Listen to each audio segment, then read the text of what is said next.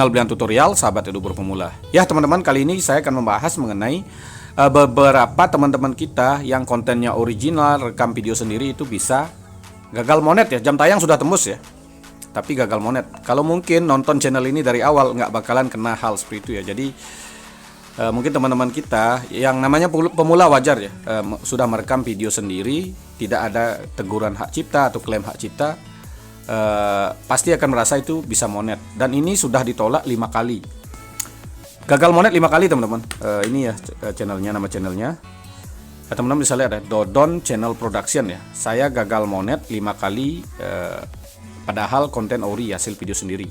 Nah ini akan kita bahas teman-teman. Jadi supaya ini bisa menjadi sebuah pengalaman atau pelajaran buat teman-teman supaya tidak membuat konten seperti ini. Dan solusinya seperti apa? Jadi itu yang akan saya bahas ya. Jadi ada solusi juga. Ya sebagai tambahan informasi teman-teman, ada konten original yang berbahaya ya. Konten original yang berbahaya contohnya adalah cara download video YouTube atau cara download game berbayar. Itu jangan sekali-kali dibuat, karena itu kalau membuat satu teman-teman kena teguran, membuat dua kena kena teguran ya, peringatan kalau satu. Kalau dua teman-teman bisa kena teguran. Nah, teguran ini teman-teman tidak bisa upload video selama 1 minggu. Kalau ya nanti akan kita bahas ya selanjutnya supaya ini tidak panjang. Ya langsung saja kita akan bedah channel dari Dodon Channel Production. Ya teman-teman, langsung kita kunjungi channelnya ya. Ini memang setelah saya cek memang videonya benar-benar original teman-teman. Jadi ini 5 kali ditolak monet. Apa penyebabnya? Ini konten benar-benar ori ya. Jadi konten ori bisa kena gagal monet. Nah ini bisa teman-teman jadikan sebagai pengalaman atau sebuah pelajaran ya, supaya teman-teman nantinya tidak kena hal seperti ini. Karena merasa konten original tidak ada klaim hak cipta, otomatis teman-teman akan merasa aman. Ternyata tidak teman-teman. Bayangkan ya, ini konten original, apalagi konten yang reupload seperti yang saya bahas kemarin ya. Ini akan berhubungan dengan ya, penjelasannya akan sama dengan konten yang konten ide konten kemarin tuh yang saya bahas ya. Karena saya mendapat banyak pertentangan dari yang membuat ide konten yang baru ya. Ya channel besarnya nggak ada yang bahas ya, nggak ada yang komentar ya. Saya dapat messenger dari channel kecil yang juga membahas tentang ide konten. Bayangkan ya, subscribernya baru 200, dia membahas ide konten dapat gaji 200 juta. Subscribernya 500 buat ide konten gajinya 600 juta. Ya jadi akan banyak nanti akan ada channel-channel yang membahas tentang ide konten ya, padahal mereka nggak dapat ya. Jadi nah inilah makanya saya bilang hoax. Reupload video TikTok dapat gaji 600 juta, sedangkan yang ngebuat tutorial itu nggak buat. Intinya di sana udah kelihatan teman-teman. Jadi itu udah kelihatan seperti untuk membohongi pemula ya. Saya berani ngomong gitu ya, saya pastikan saya berani. Kenapa? Ini biar teman-teman tidak jadi korban, karena banyak sekali hal seperti ini teman-teman. Mereka membuat konten dari ide konten, mungkin reupload video Ipin atau video yang lain ya. Yang satu itu tidak, yang upload pertama kan nggak kena. Kalian nanti akan mirip itulah kena konten berulang. Kalau sama persis kena konten yang digunakan ulang. Bayangkan ya, jadi satu video reupload video TikTok dapat gaji 200 juta, teman-teman pasti akan nyari video TikTok reupload. Karena yang dicontohkan channel itu memang aman, dia pintar ngedit. Tentu saja teman-teman kalau meniru editan itu teman-teman pasti kena ya. Ini ya kita bahas seperti ini teman-teman. Anggap ini yang reupload ya. Ini ada reupload lagi lain 5 reupload yang nomor 1 ini 2, 3, 4, 5, 6. Ini kalian kan mungkin ada 100.000 penonton, kalian mungkin nomor 100.000, nomor 200.000 lah anggap ya. Teman-teman mungkin akan membuat video yang beda dari ini ya, diedit ya. Tapi teman-teman bisa mirip dengan ini, kalian kena konten berulang. Atau ini yang nomor 1000 ya. Ini yang ini niru yang nomor 1000, teman-teman masuk pemberitahuan ini, teman-teman kena konten berulang juga. Ya, jadi ribuan yang akan meniru.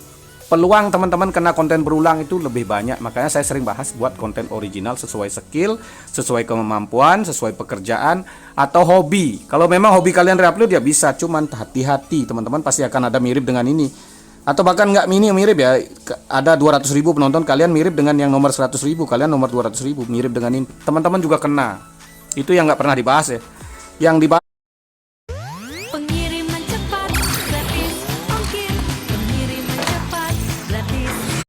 Halo, assalamualaikum warahmatullahi wabarakatuh. Ketemu lagi dengan Insan Tutor, channel pemersatu YouTuber pemula. Baik teman-teman, ini ada satu pertanyaan yang sepertinya sedikit banyaknya ini tahu tentang algoritma ya. Jadi mungkin bisa jadi ini adalah anak IT.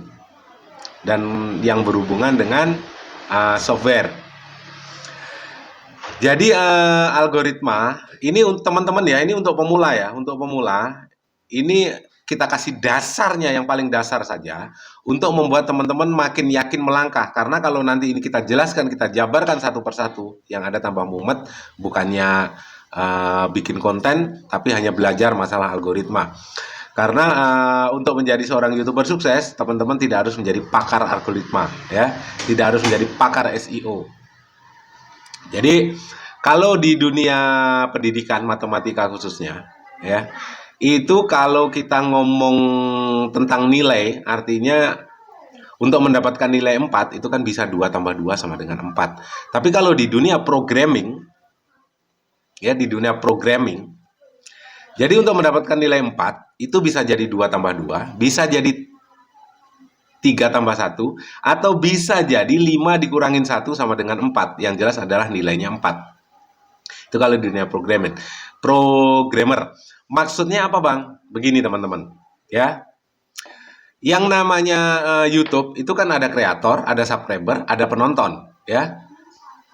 Jadi kalau seandainya teman-teman, misalnya teman-teman itu sebagai kreator, ya, sebagai kreator, anggaplah nilainya 4 itu tadi. Jadi di situ teman-teman saat nonton sesama kreator atau saat nonton Insan Tutor, yang terjadi apa? Yang terjadi adalah video teman-teman itu bakalan disodorkan juga ke subscribernya Insan Tutor. Tapi yang jelas misalnya Insan Tutor nilainya 4 ya. Jadi teman-teman sama-sama 4. Insan Tutor 4, teman-teman 4. Jadi untuk mendapatkan nilai 4 ini bisa jadi teman-teman nonton videonya Insan Tutor. Setelah itu disodorkan ke subscribernya Insan Tutor. Ini mulak, memang algoritma ini mulak. Makanya teman-teman tidak perlu menjadi pakar algoritma, ya. Intinya adalah tetap konsisten saja. Yang penting dasar-dasarnya sudah tahu. Dan biasanya ya, kalau teman-teman nonton videonya Insan Tutor, di situ ada subscribernya Insan Tutor. Seiring dengan berjalannya waktu, video teman-teman juga bakalan disodorkan di subscribernya Insan Tutor. Apalagi Insan Tutor menjadi subscribermu. Sedangkan di luar, misalnya Insan Tutor nonton videomu dan tidak mensubscribe videomu pun, suatu saat videomu bakal direkomendasikan juga di videonya Insan Tutor, ya.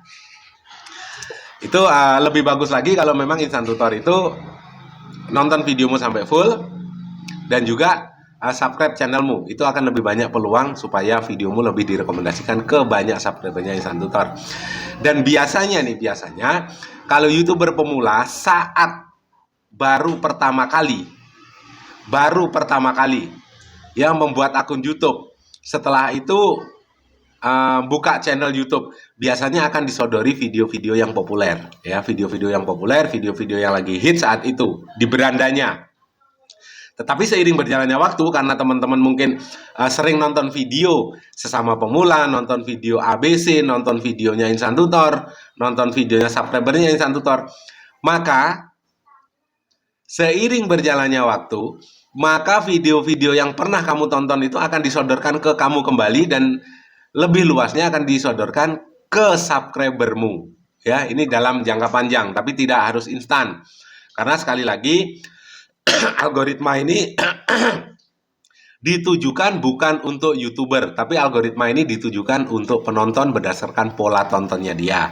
Kalau pola tontonnya subscribermu itu bagus, misalnya dengan full durasi, dengan nonton beberapa video, maka algoritma di situ akan membaca bahwasanya video yang pernah kamu tonton dengan full durasi itu mempunyai kualitas yang bagus. Walaupun sebenarnya videomu itu nggak bagus-bagus amat, tapi algoritma tidak peduli itu. Yang penting ditonton secara full, ya sudah, videomu bakalan direkomendasikan di tempat yang semestinya. Misalnya yang satu konten, yang satu tema. Dan nanti untuk cakupan luasnya, videomu juga akan direkomendasikan ke tema-tema yang lain, karena pola tontonnya selalu full durasi. Makanya dari awal Insan Tutor selalu bilang, nonton itu full durasi sampai tuntas, sampai penuh. Itu apalagi nanti ya teman-teman didukung dengan banyaknya orang yang selalu nonton dengan full durasi, maka sinyal-sinyal itu akan diterima oleh algoritma bahwasanya di saat yang bersamaan videomu itu ditonton oleh banyak orang dan akan direkomendasikan ke banyak tempat. Ini saya yakin teman-teman kalau membahas masalah algoritma, utekmu pusing, ya, utekmu pusing, karena nggak bakalan bisa diterima oleh semua orang. Tidak bakalan.